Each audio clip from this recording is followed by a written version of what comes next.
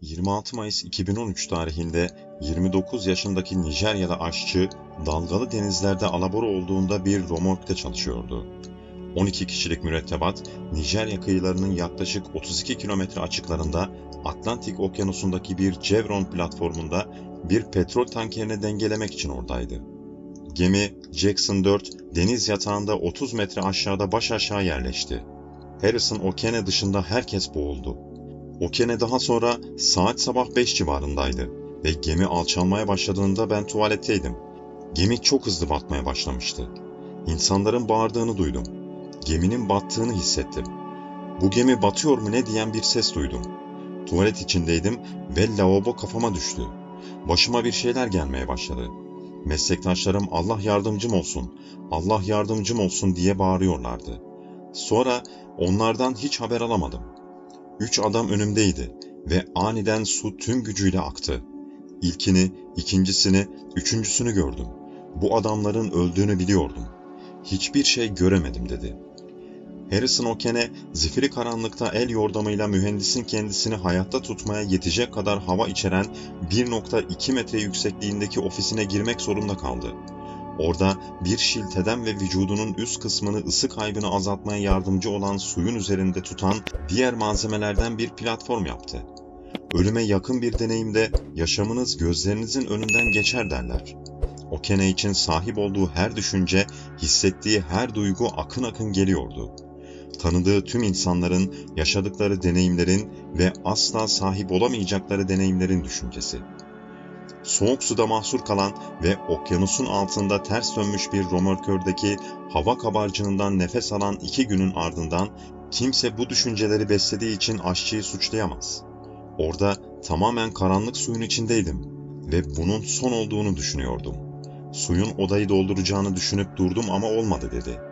Okene günlerce tuzlu suda ıslandıktan sonra derisinin bazı kısımları soyulmuştu. "Çok açtım ama çoğunlukla çok susadım. Tuzlu su dilimin derisini aldı" dedi. Bu düşünce ve duyguları bir kenara bırakıp elindeki göreve konsantre olmak için kalan tüm iradesini kullanmıştı. Saatler geçtikçe istifasının yerini ateşli bir hayatta kalma arzusu aldı. Sonra aklıma başka bir düşünce geldi. Bir dua. "Tanrım, adınla kurtar beni. Rab hayatımı sürdürüyor" diyen Okene, eşinin SMS'le gönderdiği bir mesajı okudu. Etrafımdaki her yer sadece siyah ve gürültülüydü. Ağlıyordum ve İsa'yı beni kurtarması için çağırıyordum. Çok dua ettim. Çok açtım, susadım ve üşüdüm. Bir tür ışık görmek için dua ediyordum. Hayatta kalmak için sadece bir şişe içecekle neredeyse 2,5 gün geçirdikten sonra can yeleği ve kısa boxer dışında kıyafetleri olmadan 1 metreden biraz daha kalın bir hava kabarcığına sıkışmış, tek başına ve kısmen okyanusun dibinde çaresiz görünen soğuk suya dalmış olan Okene'nin duaları bir ışık görünce cevaplandı. Olay yerini araştırmak ve cesetleri kurtarmak için görevlendirilen Güney Afrikalı dalgıçlardan oluşan bir ekip Okene'yi keşfetti. Görev bir kurtarma görevi değil, batık Jackson 4'ü aramak için organize edildi. Cesetleri arıyordu keşif. Böyle bir varsayımda bulunduğu için takımı kim suçlayabilir? Dalgıçlardan biri onu görmeye yaklaştı ama birdenbire gözden uzaklaştı. Dalgıç döndüğünde Okene ona ulaşmak için tekrar yüzmek zorunda kaldı ve yine de onu görmedi. "Ben de boynumun arkasına vurdum. Bu yüzden korktu" dedi.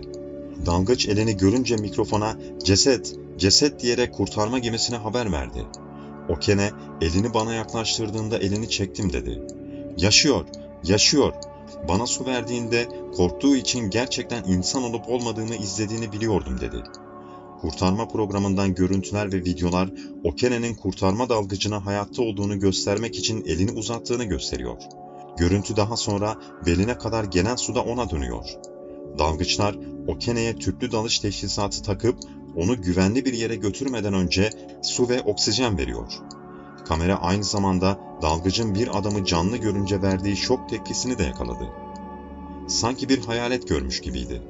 Bu görevdeki bir subay daha sonra Facebook duvarına şöyle yazdı. "Okene'nin ciğerlerinin nasıl suyla dolu olmadığını kimse tahmin edemez. Birinin ona baktığını söyleyebilirim." Okene transfer sırasında bilincini kaybetti. O zamanlar 29 yaşında olan aşçı sonraki 48 saati bir basınç odasında geçirdi. insanlarla ve çevresiyle etkileşime girecek kadar formda olduğunda Okene'ye hayatta kalan tek kişinin kendisi olduğu söylendi. Bana diğerlerinin öldüğünü söylediler ve ağladım. Çünkü teknede mahsur kalan tek kişinin ben olduğumu düşündüm dedi. 2015 yılında Harrison Okene sertifikalı bir ticari dalgıç oldu. Onu okyanusun dibinde bulan kurtarma dalgıçlarından biri ona diplomasını verdi.